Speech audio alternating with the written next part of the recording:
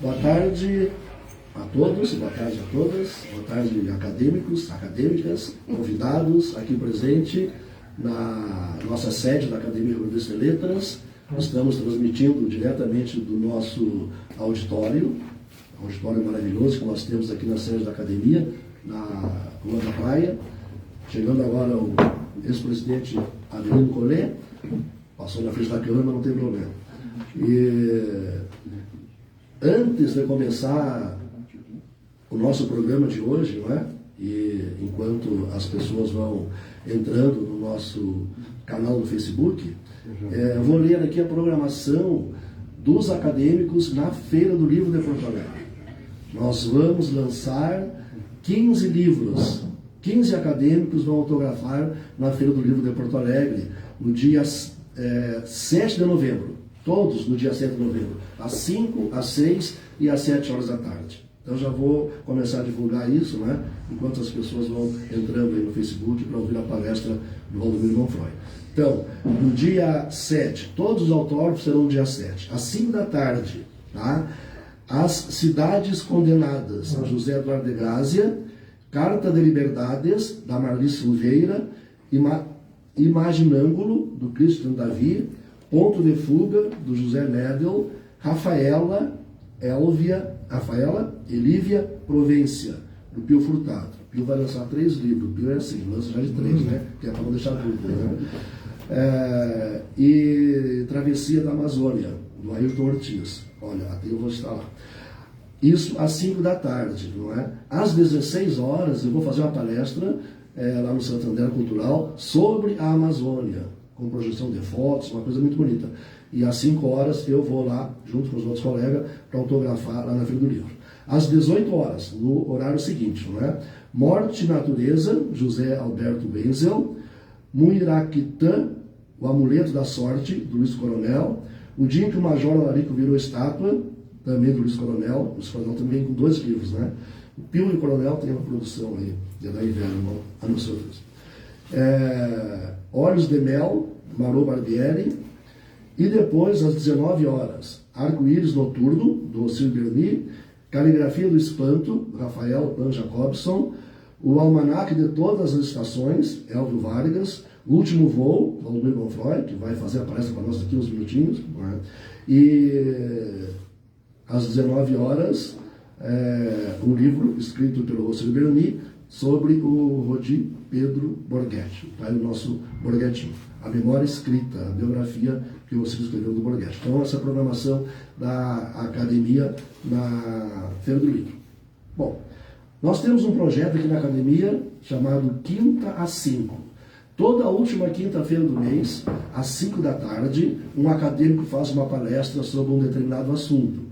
Este ano, o ciclo que a gente reuniu se chama Cadeira 41. A Academia de Letras, ela tem 40 cadeiras, são 40 acadêmicos. Mas, ao longo da história, a Academia foi fundada em 1901, são 122 anos de Academia, mais de 400 autores passaram aqui pela Academia, mas nem todos passaram pela Academia. Muitos autores, por um motivo ou outro, acabaram não passando pela Academia. Então, a ideia de nós criarmos o ciclo Cadeira 41 é um acadêmico falar sobre a obra desses acadêmicos que não fizeram parte da academia. Seria uma cadeira extra, não é? E o projeto é quinta às 5, porque é toda quinta-feira às 5 horas da tarde. Mas no inverno, a academia, não é? Dentro da sua criatividade, criou o horário de inverno. Antigamente tinha o horário de verão, a academia criou o horário de inverno, ou seja, nós fazemos o evento às 4 da tarde e chamamos das 5 horas. Nós adiantamos uma hora o relógio, né? Porque escurece mais cedo, né? Então, nosso projeto Quinta às 5, na verdade, acontece às 4 da tarde. É bom explicar, porque no futuro vai dar um nó na cabeça dos historiadores para saber por que o projeto Quinta às 5 passava às 4 horas. Mas agora, no mês que vem, já está o verão de novo e a gente volta para 5 horas. Né? A palestra de hoje, né, aguardada há muito tempo, e ela inaugura uma nova fase da academia. Cada semana a academia vem se aprimorando, vem ampliando o seu trabalho, e nós temos uma preocupação muito grande em chegar até a comunidade. A academia não ser uma instituição fechada em si mesma, né? Então, há um bom tempo, a gente vem procurando se abrir para a comunidade. E um dos eventos que faz essa conexão é exatamente o projeto Quinta 5, que até então acontecia só aqui no nosso auditório. A partir de hoje, ele vai ser, como vocês estão aí vendo em casa, pelo Facebook, o evento vai ser transmitido também pelo Facebook. E a gente quer que mais adiante também seja transmitido pelo Instagram, pelo YouTube, por todas as mídias sociais que tem aí, que é para levar a nossa mensagem, nosso trabalho ao maior número possível de pessoas. Então hoje, o Valdomiro Manfroy, né, o titular da cadeira 30, cujo patrono é o Gregório Fonseca, ele vai falar sobre o Ciro Martins. E é um dia, Manfroy, emblemático, porque nós estamos inaugurando, tu estás inaugurando a transmissão ao vivo pelo Facebook do nosso projeto Quinta 5, que na verdade é às 4. Então, convido para chegar aqui o Valdomiro Manfroy, para ele começar a falar para nós. Por favor, Valdomiro. Com vocês.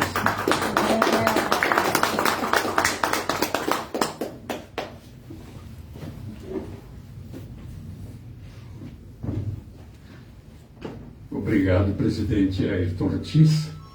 Saudando, eu quero saudar os demais presentes, convidados de fora, membros da academia, e dizer que eu me sinto sumamente honrado em inaugurar essa nova fase da academia e com o nome de Ciro Martins.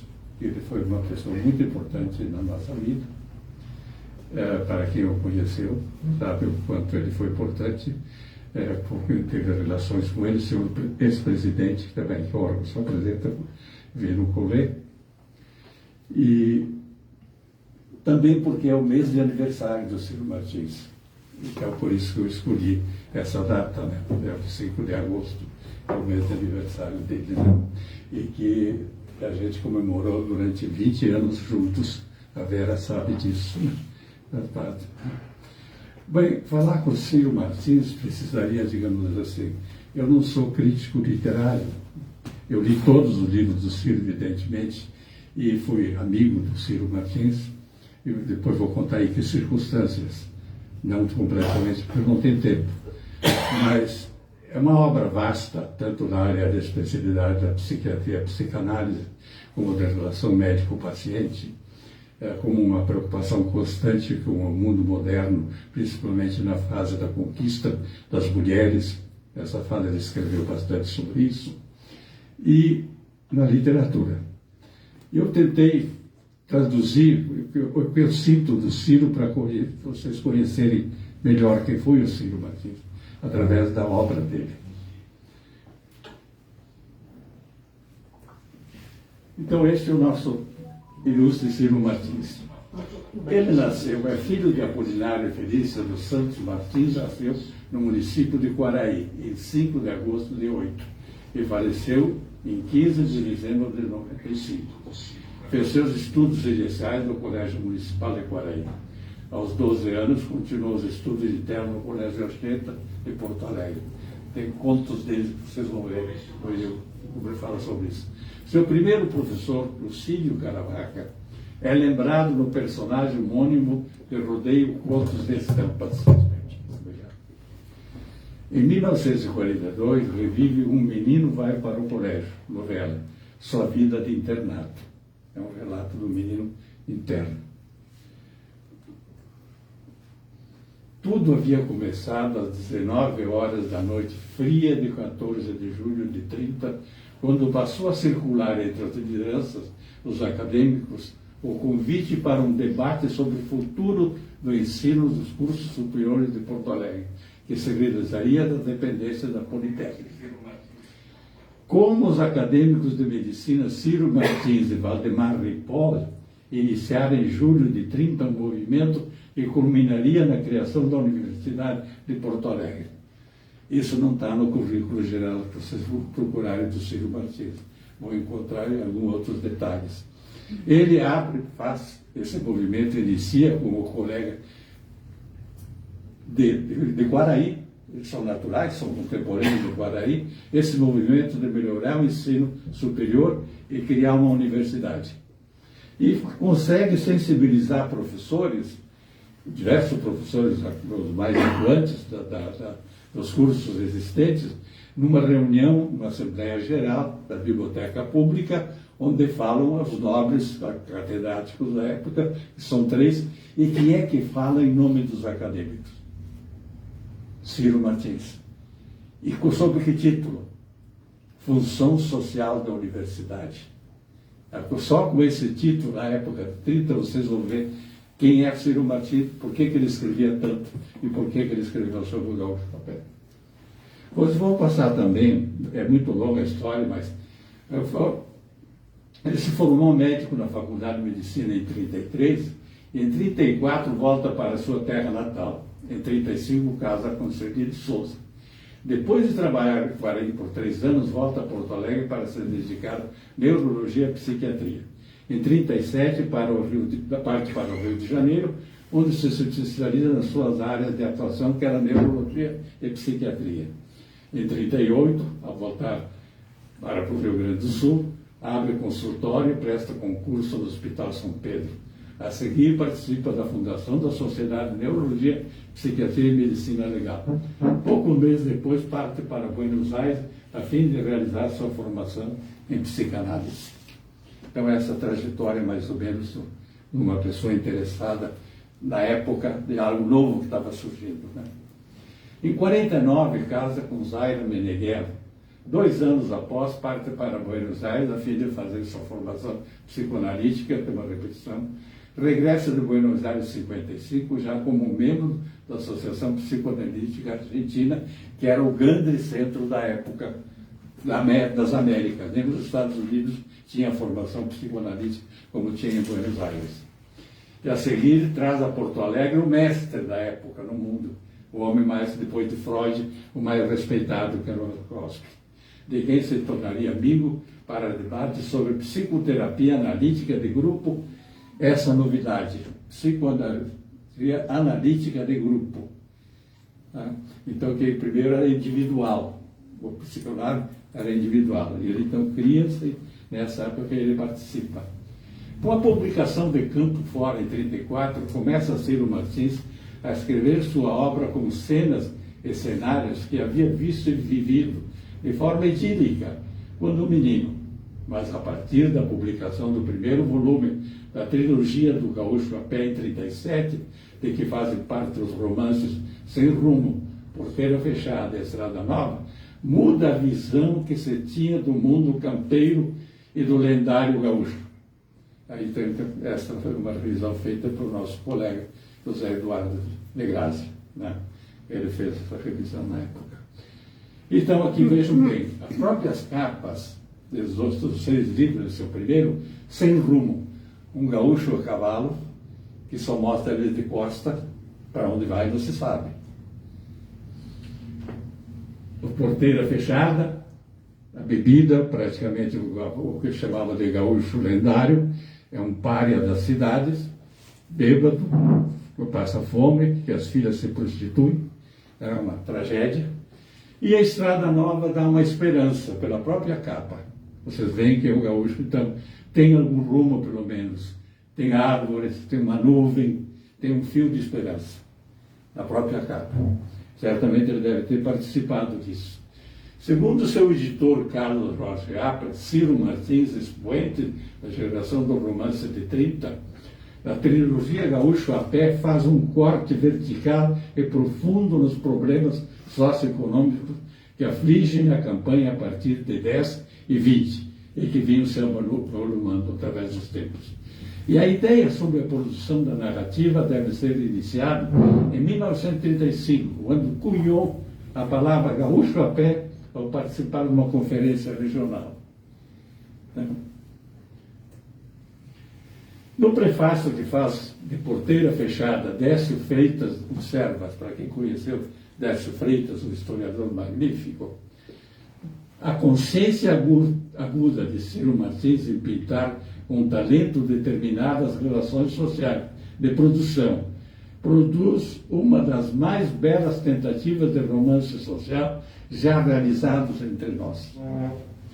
É Décio Freitas que diz, para quem conheceu, e cita Ciro Martins entre os maiores romancistas rio-grandenses. Isso que nós tínhamos já do Nélio Machado, Érico Veríssimo, etc, etc. Porteira Fechada, Sem Rumo, Estrada Nova, se tornou rapidamente tema obrigatório de vestibular em todas as universidades, através dos anos. Dentro fazia parte do vestibular. E de tese, de dissertações, várias, senhores letrados, nossa, do Federal do Rio Grande do Sul, da PUC, toda Santa Maria, etc, etc, são dezenas que a gente encontra. Mas esta, especialmente, a última que eu encontrei, em 2011, faz um estudo socioeconômico e psicológico da relação que Ciro Martins descreve na época do Sem Fronteira, do Gaúcho a Pé, com o mundo atual. Estabelece, então, um estudo magnífico da evolução dos gaúchos através desses tempos. Teoria que explica a contemporaneidade. Evidencia-se questões relacionadas à construção da identidade cultural, as fronteiras e o território e o processo de globalização, que aconteceu a globalização, como aquilo que ele previa das mudanças, né, que aconteceu com o gaúcho. Já consagrado como escritor pela trilogia Gaúcho a Pé, em 1957 publica Paz nos Campos, reunindo contos de novelas que depois desdobrará em outras publicações. De 58 a 77 lança vários trabalhos científicos, junto com larga produção literária. Dentre os científicos, a obra científica, destaca-se do Mito à Verdade Científica. Eu li esse livro quando era acadêmico de medicina, Vera, e eu nunca tinha visto ninguém falar como ele falava da relação médico-paciente. É um livro muito de 64. Quem me deu foi um outro colega, Paulo Lombo, vou homenagear porque ele me deu o livro depois de ler. Né? E fiquei impressionado que o entendimento que ele tinha de coisas um pouco diferentes do que a gente via. Né? E entre as científicas está a criação da artística e a psicanálise, de 70. Perspectiva do humanismo psicanalítico, vejam bem, a relação do humanismo da pessoa com a análise. Né? A orientação educacional e profilaxia mental, rumo do humanismo médico contemporâneo, perspectiva da relação médico-paciente em 78, no qual eu participei, não sei se a Vera também participou desse livro. Né? Eu participei tanto da construção como num artigo. Né? Segue-se a entrevista em 68, segue uma série de livros, outros que os senhores conhecem, e dos quais eu chamaria a atenção para dois, que são, entre o último que eu vou falar, e para caracteriza realmente quem foi Ciro Martins. O Professor, o livro O Professor, e O Príncipe da Vila. O Príncipe da Vila é um salto em qualidade literária, segundo os críticos, que ele consegue dar uma dimensão maior dessa relação própria que ele tinha e dá para uma atmosfera mais de ficção literária. Né? Um salto bem magnífico. Ainda que em homenagem aos seus 80 anos, um grupo de amigos lança um prêmio literário Ciro Martins, que em 8 consegue, então, um concurso no qual uma pessoa que estava iniciando, e o retorno que se dava era a publicação do livro, que ele foi lançado, etc.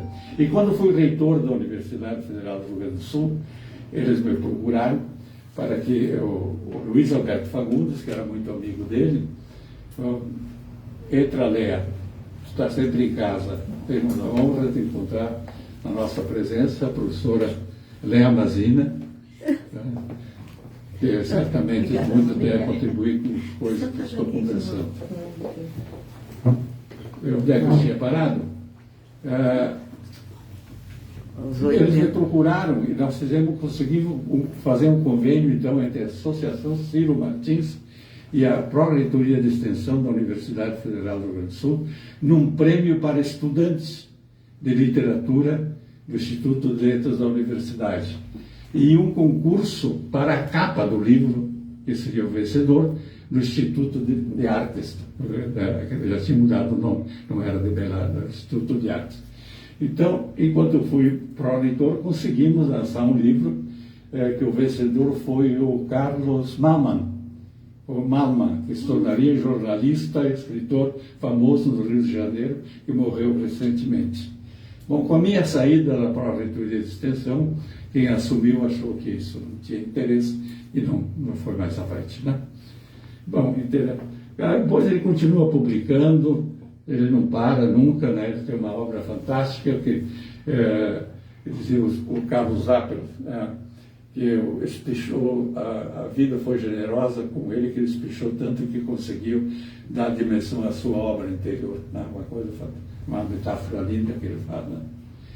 Vale ressaltar ainda que em vida o escritor Ciro Martins contou com o apoio constante do seu editor Carlos Jorge Zappel e da professora de literatura da Universidade Federal do Rio Grande do Sul, crítica literária Lea Mazina, que honra com sua presença, e a quem eu devo dizer que, por meio dela, em parte e ao CIS Brasil, eu estou conversando hoje aqui como membro da Academia Rio Grandense de Letras.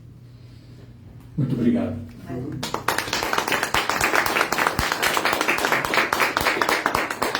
Depois de sua morte, um grupo de amigos, junto com sua esposa, Zaira Meneghello, as filhas Cecília, Maria Helena e o filho Cláudio, foi criado o Centro de Estudos Literários e Psicanálise, CEF-CIRO, que passou a ser coordenado pela filha Maria Helena e Cláudio, por meio do qual foram realizados inúmeros eventos. A Leia participou de diversos, eu participei também, né? Em 2008, ano do centenário de Ciro, o CEF-CIRO conquistou o prêmio Fato Literário Rio-Grandense, promovido pelo governo do Estado em convênio com o Banco do Rio Grande do Sul. Como definia Silvio Romero? Então, a inspiração e transpiração. Em literatura, uma obra imensa dessa. Tem que ter um pouco de inspiração e toneladas de transpiração para fazer tudo isso. E ele tinha tempo para tudo. E para os amigos, não sei o bem. Como definia Silvio Romero no início do século XIX, 1900, a literatura registra costumes, habitações, alimentos, vestuário, o sentimento mais profundo das pessoas, épocas de felicidade e sofrimento. Por meio de suas obras, podemos também imaginar quem é o autor, origem, classe social, ideologia e religião, etc. Então, na arte literária, o criador representa, recria, registra o mundo segundo suas concepções e vivências. Como não há nenhuma pessoa igual a outra, vários mundos surgem na literatura. Segundo Edgar Morin, da Cabeça Bem Feita, um livro publicado, acho que em 2004, o romance e o cinema oferecem-nos o que há invisível das ciências humanas. Estas ocultam ou dissolvem os caracteres existenciais, subjetivos, afetivos do ser humano, que vive suas paixões, seus amores, seus ódios, seus envolvimentos, seus delírios, suas felicidades, sua infelicidade, destino e fatalidade.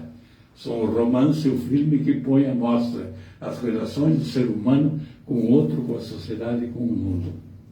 E o milagre de um grande romance, ou de um grande filme, é revelar a universalidade da condição humana, ou mergulhar na singularidade do destino individual localizado no tempo e espaço.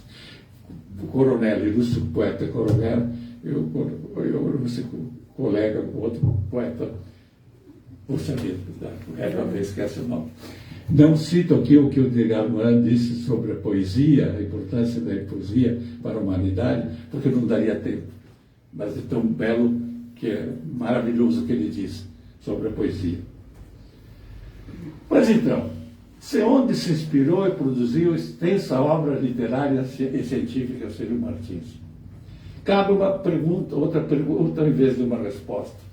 O que dizer que em Quaraí, ao mesmo tempo, foram criadas essas 4 figuras? Como explicar isso?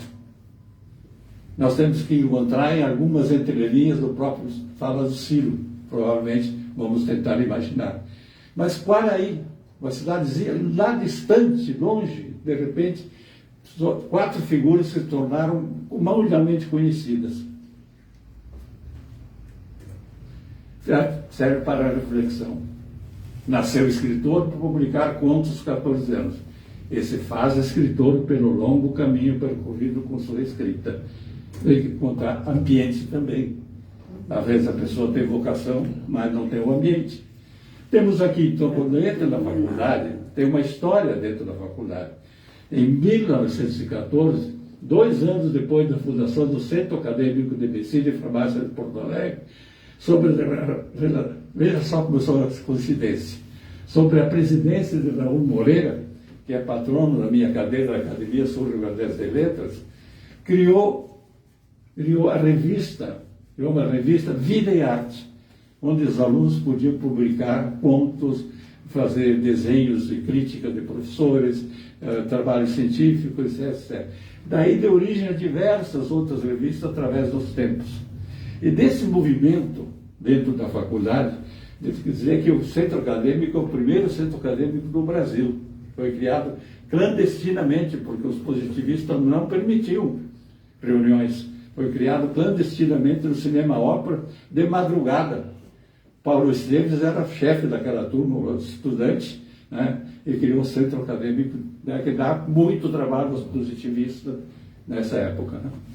Em 1937, Albino Marques da Rocha satiriza a vida da Faculdade de Medicina em versos com o título Estância de Dom Sarmento, que era o famoso diretor da faculdade, e que se torna um livro tão famoso quase quanto o lançado da época do Ramiro Barcelos. Então, né, criou força isso. E o que acontece com esse movimento? Saem daqui Aureliano de Figueiredo Pinto, Leonélio Machado e Ciro Martins. Moacir Scliar. E hoje eu trabalho com isso, publiquei um livro sobre médicos e escritores e continuo pesquisando sobre isso. Não tem outra faculdade de medicina no Brasil que produza escritores como a nossa aqui. Continua o movimento que começou em 14 e se mantém certamente também pelo sucesso dos escritores que foram o Leonélio Machado, Aureliano Figueiredo Pinto, Ciro Martins e Moacir Scliar, também depois. Né? Então se mantém. Mas então, possível origem da grande obra de Ciro Martins, onde é que está isso na cabeça dele? Muitos são os livros de literatura publicados pelo escritor Ciro Martins, até sua gloriosa chegada como psicanalista e escritor. Mas, a nosso ver, o que melhor retrata a origem inspiradora de sua vida e obra encontra-se nos contos publicados em 1980 pela editora do movimento A Dama do Saladeiro. Vejamos, então, de onde pode ter surgido a inspiração do profícua obra de ficção de ciência de Ciro Martins. Esse é o livro da Dama do Saladeiro. Quando eu li esse livro, foi aí que eu conheci melhor o Ciro, né? Porque aí está toda a vida, digamos, né? A Dama do Saladeiro. Começa aqui, nesse conto. Obrigado.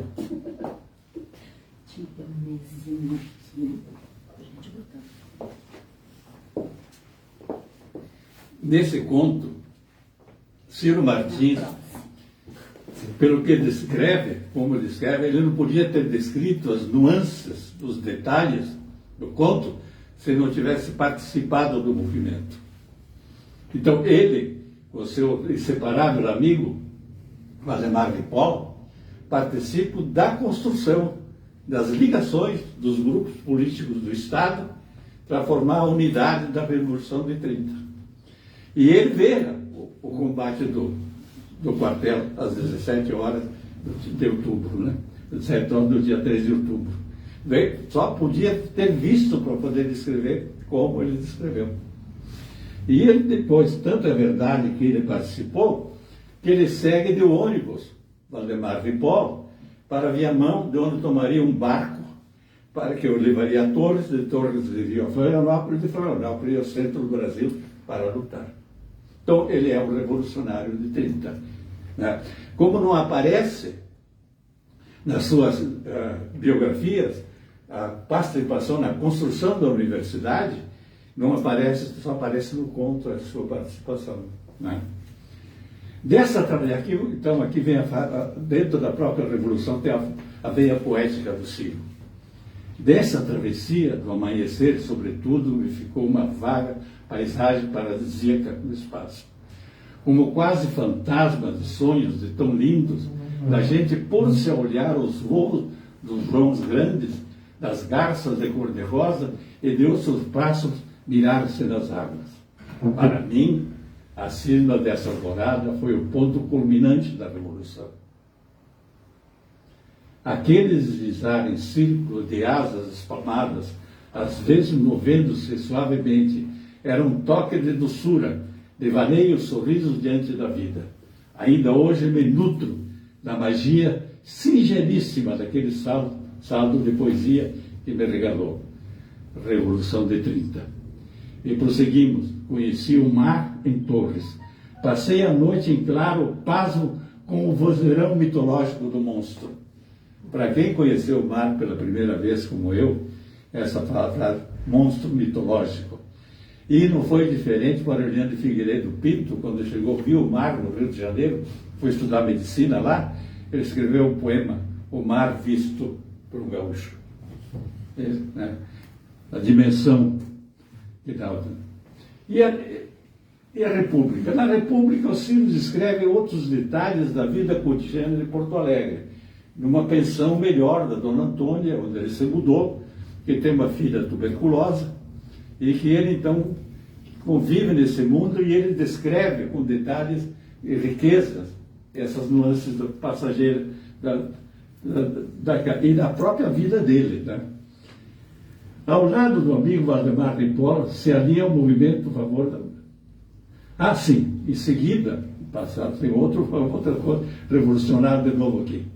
Ao lado do amigo Valdemar Ripoll se alia aos amigos a favor da Revolução Constitucionalista de 32, promovida por São Paulo.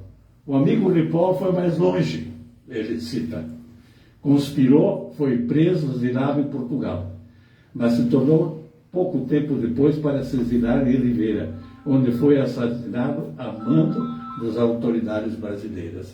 Olha. A descrição do assassinato do Ripoll em Oliveira, no conto, é algo de triste ver como era a época do positivismo mandando no Brasil e no Rio Grande do Sul. Ele mora numa pensão modesta e vai um gaúcho morar na pensão, e se tornam amigos. E esse gaúcho era mandante e o matou com um facão uma noite. Né? E essa descrição ele faz desse conto. Né? O grande professor. Neste conto, Ciro descreve as suas dificuldades como estudante de medicina. Vejam bem, o acadêmico despede-se, está na pensão da Dona Antônia.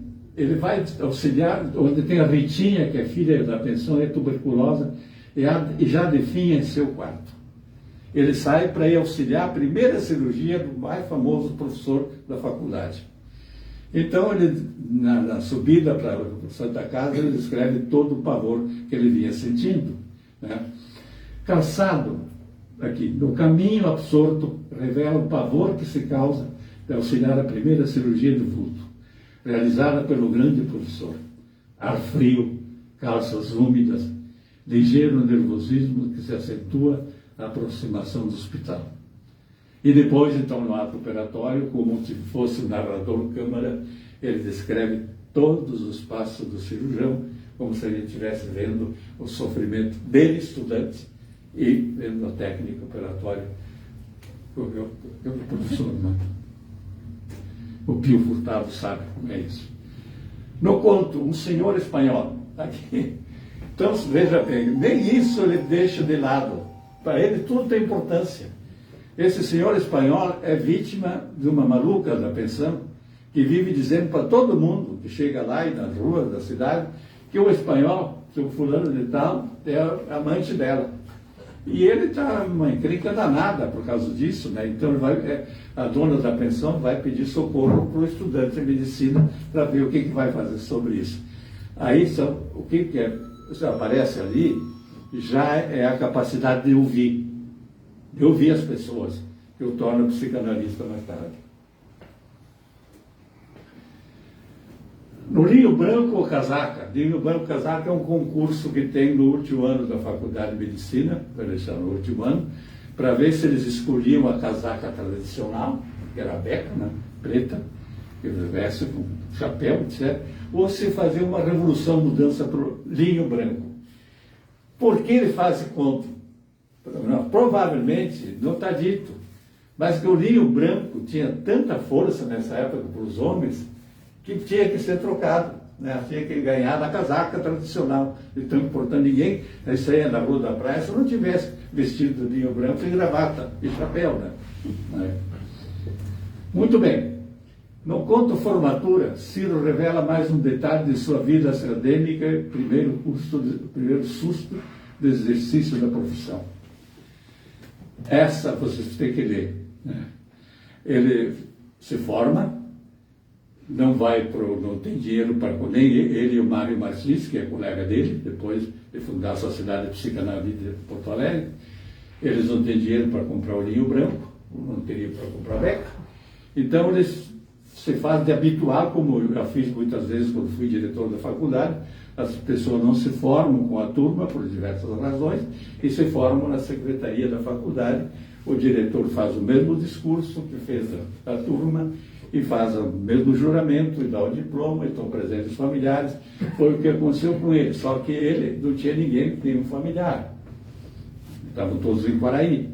Ele vai embora para a pensão e quando chega lá, está na hora de fazer a injeção para a Ritinha, que tem tuberculose avançada. Está na hora da injeção. Bom, aqui eu vou só descrever para vocês podem ler, eu vou descrever o que aconteceu. Ele entra no quarto, fala com a Ritinha, se prepara e faz a injeção na veia. E quando acaba de fazer a injeção na veia, ele leva um susto porque ela morre.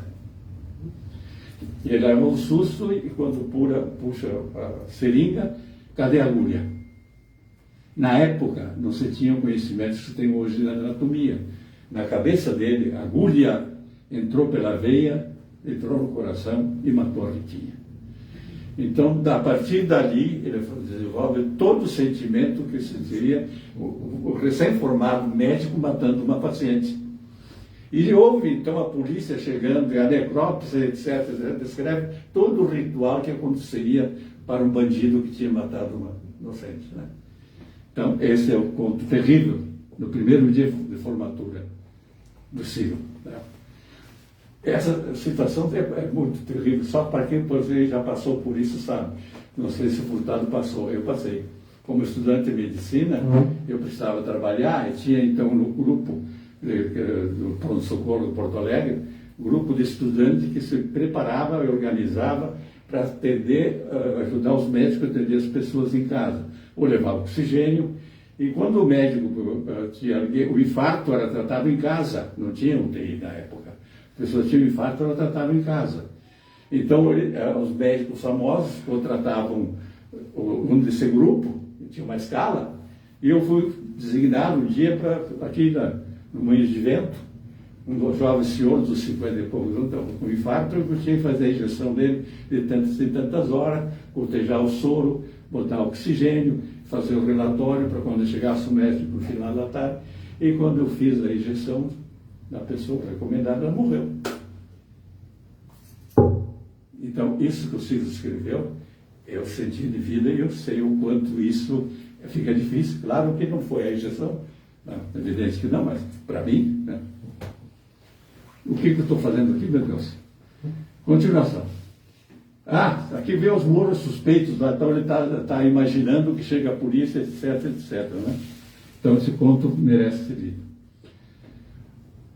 As mãos amigas do próximo, Ciro, o jovem médico de campanha, vai atender o chamado numa chácara em substituição consagrado profissional Robertinho. Daí ele se formou, foi para Quaraí e lá ele começa a trabalhar fazendo medicina geral.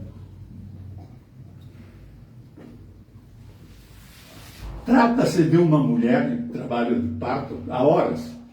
Por ser muito jovem e ter dito que viera no lugar de outro, a parteira o chama de guri e olha com desconfiança de quem não acredita ou não quer que tenha sucesso. É assim que ele se sente, né? Como se trata de um caso muito difícil para um jovem médico, nada melhor do que associar à cena uma noite de tormenta, trovões, raios, para traduzir o horror que representava aquela sua difícil intervenção. Uma injeção recomendada e aguarda sob o olhar desconfiado da parteira e do marido. Não funcionou. Usa então óleo canforado, que era grande e depois, né, o que poderia solucionar. Não funcionou. Nada feito. Só havia uma solução, uma saída para solucionar o difícil caso. Uso de fórceps. Instrumento que nunca havia empunhado. Com o cuidado, o pavor de quem desmonta uma mina de guerra, o narrador descreve as manobras que realizaria com todo o cuidado possível para não lacerar as partes íntimas da jovem mulher e não traumatizar o crânio do feto. Por fim, o sucesso com as palavras do poeta. E logo, de repente, num assombro, a pressão do fórceps afrouxou e saltou para o ar fino da aurora que vinha raiando uma cabecinha de gente, untuosa, que aparei nas mãos em concha, inteira, ali no meio do campo, rodeado de olhares expectantes de criaturas que não me desejaram melhor por carência humana. Ah, isso ele bateu palma. Meu Deus. No conto, inesperadamente de manhã, o jovem médico Ciro, clinicando em Quaraí, tenta encontrar indícios que precederiam ao suicídio do dono do hotel com quem tivera amistosa conversa horas antes. Mistério que ronda a vida de um jovem médico para os quais quer encontrar explicações.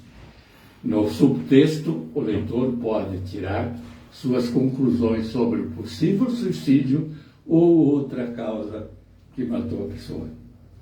Ele não declara isso, deixa para o leitor, ele só dá as pistas do que acontece naquela cidade e o leitor vai fazer seu julgamento. No conto, ora pois aconteceu um poeta, aqui nós encontramos então a origem das perguntas que eu fiz lá, por que 4 pessoas tão importantes surgiram ao mesmo tempo em Quaraí. Aqui está a explicação. No conto, ora pois aconteceu um poeta, o jovem médico Ciro descreve com maestria as particularidades das camadas sociais de São João Batista. Nunca foi um desinteresse. São João Batista, não, de Quaraí todo, não é só João Batista, é a vila onde ele nasceu, né? Nunca foi um desinteressado da política, então vamos conhecer melhor o Ciro. São palavras dele. Mas idealizava uma participação em ideias que expostas ali escandalizariam meio mundo. Ambicionava batalhar para a melhoria de vida da gente miserável, da redondeza, da cidade que arrastava seus dias e os mulambos em ranchos guenzos, sem noção de coisa nenhuma, apodrecendo simplesmente. Família, propriamente, não existia. Demais, pouca carne, pouco leite, escassos grãos. Ao lado desses males, alinhavam-se outros: a tuberculose, a sífilis, a cachaça, o carteio, a tava. Vida dele, realmente do interior, né? Ao ser chamado para atender a esposa acamada de um homem abastado, não escapa ninguém, né? Porque ele é médico de gente abastada, de gente pobre, e nessa aqui tem uma história interessantíssima. Enquanto a mulher e o homem falam um lado do outro, tem uma história. Aí ele pede para ouvi-los separados. Aí ele ouve histórias completamente diferentes. Aí são tantos de rancor como de amor, como, né? Então é um psicanalista já praticando nessa história, né? O poeta já foi dito, né? Da cidade natal, o tempo de tempos. Então esse poeta, o misterioso poeta que volta à cidade natal de tempos em tempos para aguçar a imaginação especulativa dos habitantes locais. Ele é de Quaraí, saiu pequeno, e ele volta todos os anos, vai tirar férias em Quaraí, isolado, quase não fala com ninguém, escreve os poemas no jornal de lá, né? Então é uma figura que todo mundo admira pela sua singularidade. Então, ali, provavelmente tenha sido ele o inspirador. Ao prefeito que derruba as árvores e o centenário coreto da praça para modernizá-la com uma fonte luminosa do centro numa cidade que não tem água encanada. Então o prefeito faz, e não tem água. Local que é frequentado por homens e mulheres, e há o registro da relação da Rádio de Buenos Aires com a cidade, por meio das novelas radiofonizadas 22, que as pessoas acompanham com similar interesse. Então, por meio das personagens, o leitor ficará conhecendo como é a vida das pessoas daquela mágica cidade de Quaraí.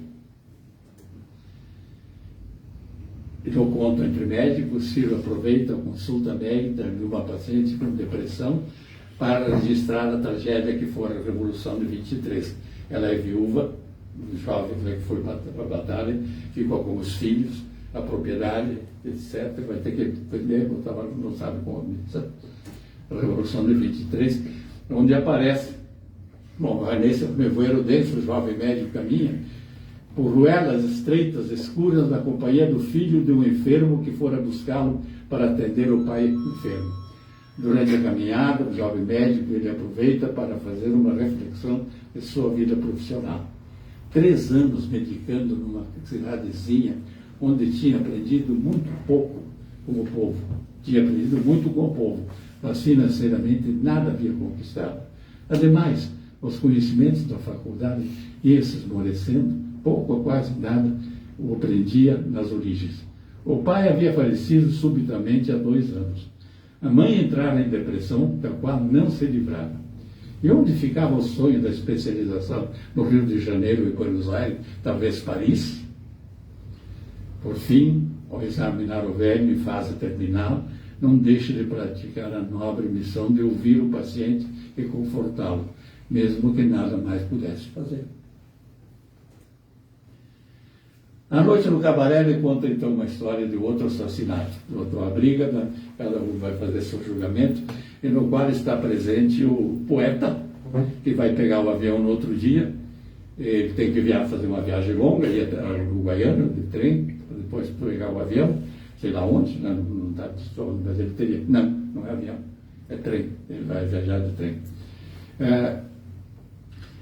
Então, o cabaré tem aquela, assim, fecha e abre conforme as disputas da religião e os políticos na cidade. E é na barranca do rio Quaraí, e o dinheiro grosso do Uruguai, onde promove a jogatina do cassino, a bebida e a música em vitrola, e os quartos da cor-de-rosa das prostitutas. Esse é o desfecho de toda. E conta a tragédia do qual ele foi chamado, por que foi chamado. É outro subtexto, né? De quem matou quem e por quê. Né? Bom, aí vem o bolo da cereja, a Dama do Saladeiro. O escritor Ciro Martins, com justiça, dá ao novo livro o nome deste conto. Parece que Ciro viajou na memória para caracterizar o que fora sua vida na campanha, quando jovem, quando estudante de medicina, em Porto Alegre, enquanto médico no seu Quaraí, e depois mundo afora, claro. E deixa para a antessala da cena final uma bela sinfonia que retrata um tempo de glória no Rio Grande do Sul, as charqueadas. Não só monumental série que se perderam no tempo, mas sobretudo a misteriosa filha herdeira, que além de poeta, era viajada e de fino trato. E como mudaria a vida do jovem médico para sempre. Ele faz por linhas tortas das coisas, para depois, no fim, contar a verdade, né? Mesmo que tenha sido convidado pela herdeira, a poeta Ofélia Carlos Berro de Ribeiro, para o chá da mansão do Saladeiro do São Carlos, Ciro continua se sentindo o mesmo filho da venda do seu Biro. E detalha que o leitor fica na cena apresentada em diálogo entre convidado e anfitrião. É embaraço do jovem médico diante de uma dama já famosa e de costumes refinados. Além dessa intenção do autor, surgiram outras. Sentado no carro, puxado pela parelha de cavalos do seu Jesus, num admirável flashback, lembrava o que representava para todas as pessoas da cidade natal aquela histórica casa. Eu nem conhecia ainda Dona Ofélia, a herdeira do saladeiro, de onde eu regressava. Não me defrontaram numa mesa, toalha de linho, avíssima, engomada, talheres importados, e louça de porcelana e outras finuras mais fugiam ao meu conhecimento. Como autora de Largo Jovem e Saudade Plenitúrio, eu acabara de sair, sim, de um rancho apertado, tão miserável e fedorento quanto os demais da redondeza. Estivera tentando salvar uma criança estrangulada pelo croup, naquela rotina de todos os dias em glória cravada de dentes da polpa da miséria. Aquele rancho ficava nas imediações do saladeiro, e o saladeiro ainda gozava de prestígio da minha infância. Tratava-se de uma antiga charqueada, desativada desde anos.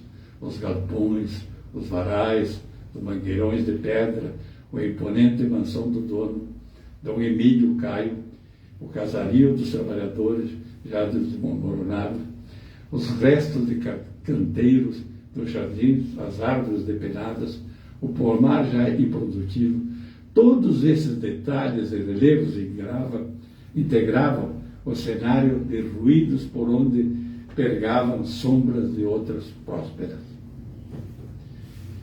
Quantas vezes me demorei absorto e anônimo, extasiado diante daquele coliseu crioulo, absolutamente sem propósito, a não ser os poéticos, enquanto a aragem penteava terna a copa das arvoredos e as horas passavam ao tranco e ao galopito, conforme o ritmo da imaginação, sem que eu repassasse, que passavam numa sequência de ecos entânhos.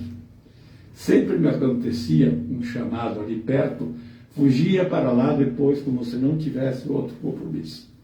As ferramentas ferrujadas, as engrenagens entorpecidas, os caldeirões, as alavancas, os varais para a secagem do charque, as cercas de pedras dos mangueirões com arrogância de fortaleza, tudo enorme deixava-me adivinhar naquelas contemplações demoradas, a força deteriorada dos materiais.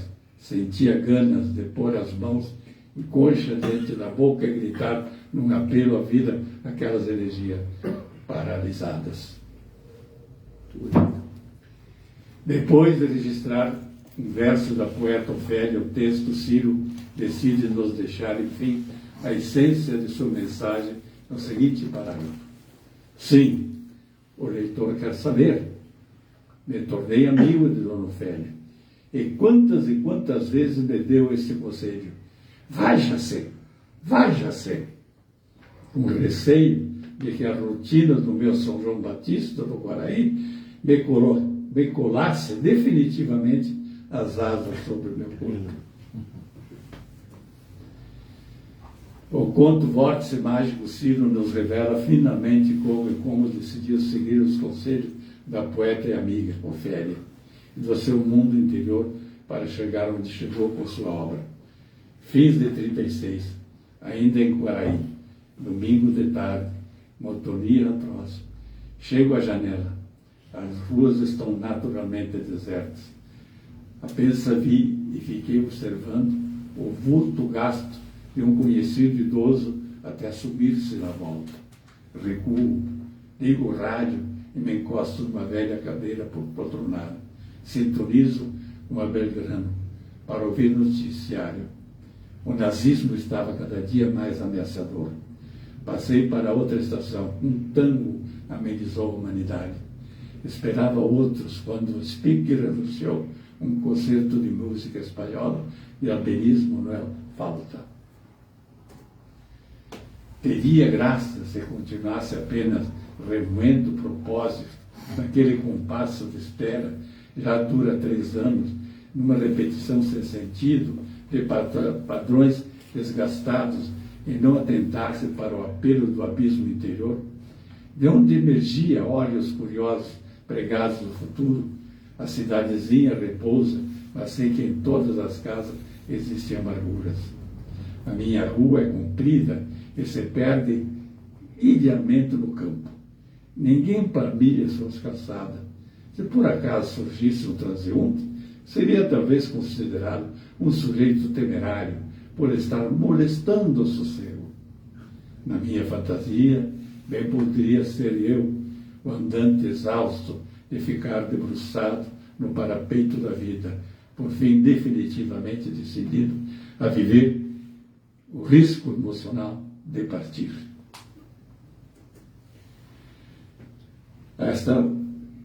Um ano depois da morte do Ciro, a Zaira me mandou essa fotografia.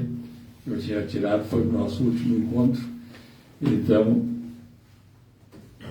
e quero dizer o seguinte: para o amigo Manfroy, uma lembrança do seu grande amigo Ciro Martins, Zaira. Em agosto de 2008, para o evento do centenário do nascimento de Ciro Martins, a filha Maria Helena me pediu para que escrevesse um texto no qual contasse como aconteceu a mudança de paciente para amigo de Ciro. Eu escrevi e li o texto no evento, mas essa é outra história que requer muito mais tempo. Nela revelaria outra característica do Ciro Martins, sua generosidade. Obrigado.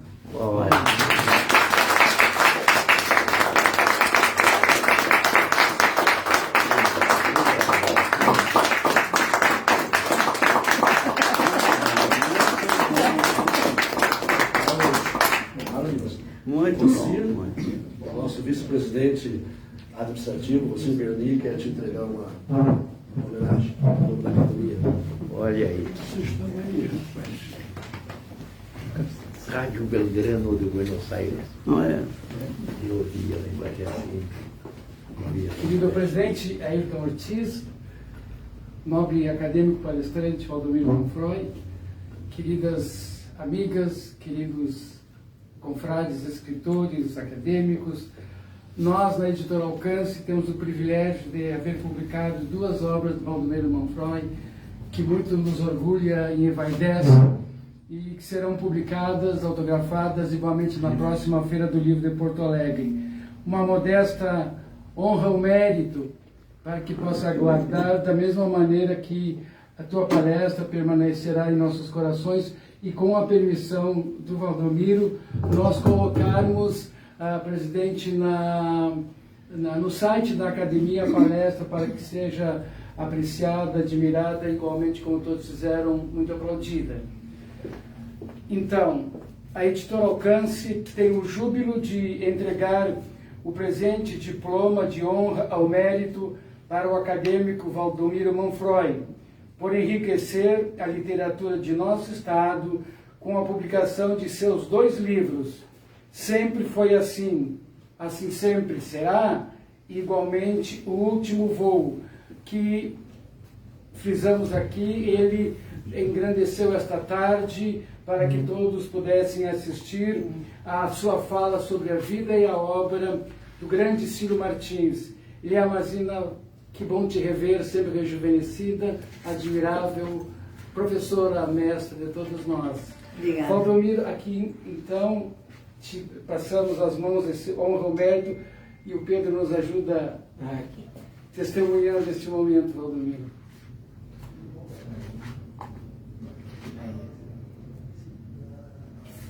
Aí está certinho. Muito agradecido. Muito agradecido, Você Valdomiro. a transmissão? Não, mas agora. Ok. Muito obrigado. Certamente me deixa mais emocionado, digamos, com esse reconhecimento. E só para dizer que quando a minha memória falhou, para citar mais um poeta, agora a memória funcionou. Hervé Vargas era outro poeta, além do Coronel. Não, eu até não quis, na verdade, Claro, Pode falar porque eu dou ao Rocir, evidentemente, que também eu esqueci que é outro poeta, né, na nossa academia. Está tudo bem. Dito isso, senhor presidente, eu deixo o senhor à vontade para seu ofício. Manfroy, quero lembrar, às vezes um instante consolida uma lembrança permanente. Eu voltava com Ciro Martins de uma palestra que nós íamos fazer. Cordão, vem cá. Pois não. Não, mas aqui eu estou muito bem. Eu voltava de uma palestra realizada em Santa Maria, quando um pássaro de asas largas bate no vidro. A comoção e o cuidado do Ciro Martins de só seguir viagem, depois que o pássaro tonto, que se desesperava batendo asas, voltasse ao voo. Aquele fato tão pequeno, tão simples, do cuidado dele com a vida. A vida tinha que voar. A vida tinha que voar. Eu fiquei com essa imagem de Ciro Martins. E eu quero, a Leia Mazzini e também eu, temos uma palestra no Instituto Ciro Martins esse mês, dia 27, né? Dia 23. Dia 23. Sábado. Hein? Sábado, dia 23.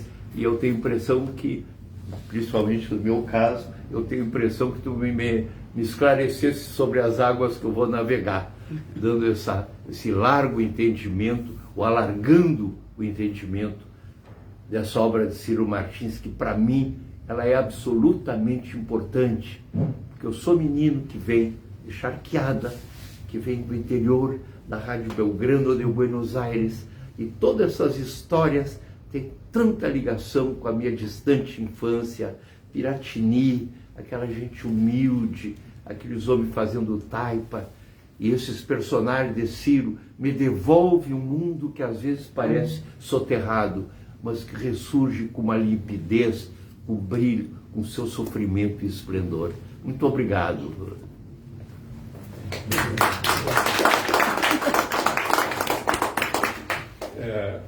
Os detalhes, são só pequenos detalhes, porque de paciente e a amizade do Ciro. Vou perguntar detalhes do paciente. Então. Eu não sabia por que o Ciro arregalava os olhos quando começava a contar a minha vida de criança, lá no Pinhal, município do Palmeiras das Missões. Meu pai tinha uma venda de seco e molhados, e tinha um vademeco, de medicina, onde ele receitava homeopatia para redondeza. E era um dos poucos que sabia ler e escrever, né? E por isso se tornou juiz de paz daquela região. Eu depois fui conhecer a vida do Ciro, é muito parecido com a vida dele quando ele era guri, da venda do seu Biro, venda de beira de estrada, né? Por isso, ele revivia através das minhas falas, toda a vida dele também, né? Era isso. Muito obrigado. Minha mãe trabalhava no posto de higiene. E aí chegou um médico. Palestra maravilhosa, tocou a todos nós. E o Ciro Martins, o Ciro Martins fala muito da nossa infância, porque quase todos nós aqui tivemos uma infância muito parecida. Eu também nasci na zona rural, tem outro município de Rio Pardo, meu pai tinha uma venda, né, com o pai do Ciro Martins, né, e também me formei no gabinete, em vez de me formar na editoria junto com todos os outros, eu também não tinha dinheiro para comprar a beca, eu formei no gabinete da Faculdade de Jornalismo, o professor Antoninho Gonzalez, nos fez a nossa formação. Ele é muito dele. Bom, então para concluir o nosso projeto de hoje, não é? O Manfroy vai autografar na Feira do Livro, no dia 7 de novembro, às 19 horas, este livro, O Último Voo. Esse livro faz parte do projeto Biblioteca Academia Rio Grande de Letras. É um projeto que a academia tem, que distribui livros dos acadêmicos para as bibliotecas escolares do Estado. Esse livro, entre outros, como um livro do Luiz Coronel, um livro do Rocir, que vai sair também, um livro meu, um livro do Rafael, enfim, esse projeto da Academia de Letras distribui de cada título como esse, 3.500 exemplares para as bibliotecas de todas as escolas públicas do Estado. Um projeto muito grande que nós temos, patrocinado pelo Grupo Zafra. Então, as escolas vão ter esse livro e fora da escola, né, o Manfroy vai autografar na Feira do Livro, dia 7/11 às 19 horas. Aqui é quinta às 5, lá vai ser 7 às 19. A academia tem, né, isso aí. Então, Manfroy, muito obrigado pelo teu projeto, pela palestra maravilhosa, agradecer a nossa academia, nosso soldarice, como nós falamos, né? E inaugurou o nosso projeto Transmitir ao Vivo. E para os amigos e as amigas que acompanharam de casa pelo Facebook, além de terem acompanhado ao vivo a transmissão, ela fica agora gravada no nosso canal no Facebook para poder ser assistida a qualquer momento. Sim? Há uma fotografia a ser entregue pela professora Leia. Então, não é nada tão oficial. Eu sei que eu vou esperar a Leia para encerrar, falar uma coisa. Não é nada oficial, é uma coisa tranquila. Eu encontrei, fui procurar lembrança do meu Freud, você. E eu achei, entre outras, essa foto que eu estou parecendo bem. Sim. E aí, quando eu virei a data, faz exatamente 20 anos. Sim, 20 anos agora. 2013. Tu vê. 20 anos atrás eu estava conservado, né? Não tá muito bem, é igual, né? Muito obrigado. Muito obrigado, Léo, por essa generosidade. Eu esqueci de dizer que eu encontro. Eu estou ruim de voz. Não, muito. Não, eu só ela quero quer tirar uma foto do nosso. Eu estou muito curta. Vamos tirar assim. Está dando problema com o meu. Baixa aqui. Aqui tá feito. É meu. Por favor. Então, olha só. Olha só que beleza. Você está me presenteando para ti, querido. Ah, que bom. Mas então põe teu nominho aqui. Eu acho que agora deu.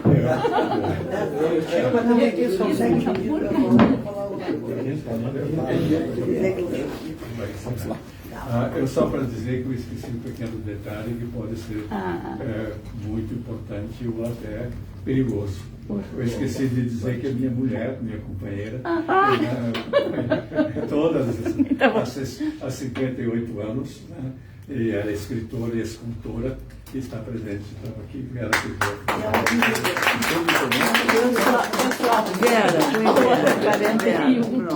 Vera Guirlanda. Vera chega. Isso. Isso, tô com a academia aqui. Para amigos, Vera é suficiente. Ótimo. Leia quer falar? Olha só que bonita. Está ótimo, está ótimo. Ela está sem tampa a caneta para te sujar. Professora. Muito obrigada. E apareceu aqui, tem que trabalhar. Mas isso aqui não é trabalho, isso aqui é alegria. Eu quero cumprimentar e agradecer o modo generoso, Manfroy, Ortiz, amigos. Como eu fui recebida, eu levei até um susto quando eu entrei aqui, eu digo, será que foi comida que estou entrando? Porque eu conheço o Dr. Manfroy há muito tempo, porque ele me deu a honra de participar dos meus seminários, foi um dos primeiros que esteve lá. Revisamos livros, escrevemos muito, contribuiu muito, tivemos excelentes encontros. E também nos uniu muito a amizade ao velho Ciro, né? Que era um querido e era muito amigo de todos nós. E eu tenho uma pequena historinha do Ciro, muito pequena para contar. Tomar o tempo de você, eu estou rouca assim, eu estou asmática com esse tempo que não. Né, doutora? Estou precisando. Bom, mas o Ciro Martins frequentava o Instituto Estadual do Livro, onde eu trabalhava naquela fase. Estava começando a minha vida profissional, trabalhava no Instituto Estadual do Livro. Já fazia crítica literária, já trabalhava lá. Mas acontece que a gente saía, às vezes, dos encontros, inclusive na biblioteca pública, com escritores, e depois a gente ia para um bar chamado Jones Bar, que tinha ali na esquina, em frente à Praça da Alfândega, né? Sim. Tinha música, um negócio bom, e era um barzinho assim, tranquilo, educado, senhoras podiam ir, que a gente não ficava mal, ele estava tudo tranquilo. Bom, e aí o Ciro Martins foi uma vez. E ele disse, olha, doutor Ciro, até eu queria falar com o senhor, que estava olhando todo mundo bebendo, né? Eu estou achando assim, às vezes eu me preocupo, né? Um amigo meu, que era o Shein, doutor Shein, disse que eu estou bebendo muito, que eu tenho que cuidar que eu estou bebendo muito. E eu fiquei com medo disso aí, né? que o Sheik disse, vai ficar alcoólatra. O Sheik fazia isso comigo, essa maldade. Bom, e aí o Ciro disse, mas vem cá, bebe quanto? Deu todos os dias, né? Mas bastante, eu digo, mais ou menos, razoável. Né? Aí ele disse assim, e quem que tu bebe? Eu disse, olha, eu gosto de tomar vinho, né? Gosto de uísque também. Aí ele disse assim, qual é o vinho? Eu prefiro vinho tinto, Malbec, assim, vinho encorpadinho. Ah, sim, bem sério, aquele jeito ele fazia assim, te lembra? Ele ficava duro de um lado e não virava para lá, né? Te lembra? O que ele tinha? Aquilo era uma coisa de pescoço, né? Ele não fazia isso aqui, né? Só um lado ele fazia, mas então o que vinho tinto? Ficou quieto. E qual é o uísque? Não, isso que eu tomo assim, eu tomo de noite, assim, quando eu cheguei em casa. Mas uma dose, digo, às vezes. Aí ele disse, qual é o uísque? Eu disse assim, eu tomo Tony Walker. Ele disse, ficou bem quieto. Aí disse, olha, Léia, alcoólatra não. Mas tu é uma mulher de muito bom gosto.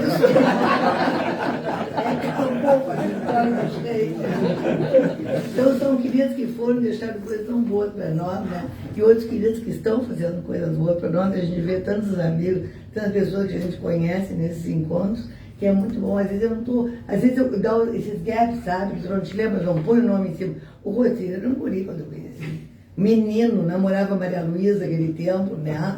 Que é sogro do Barbeirão, tem uma filha linda, né? O Roteiro era um menininho, né? Enfim, a gente vai. E eu não sei, eu estou desconfiada que esse senhor que está de boné é o Percival. Sabe quem é que foi a tua madrinha no baile de arquiteto quando era bicho? Era irmão do Evandro, que era amigo do meu irmão.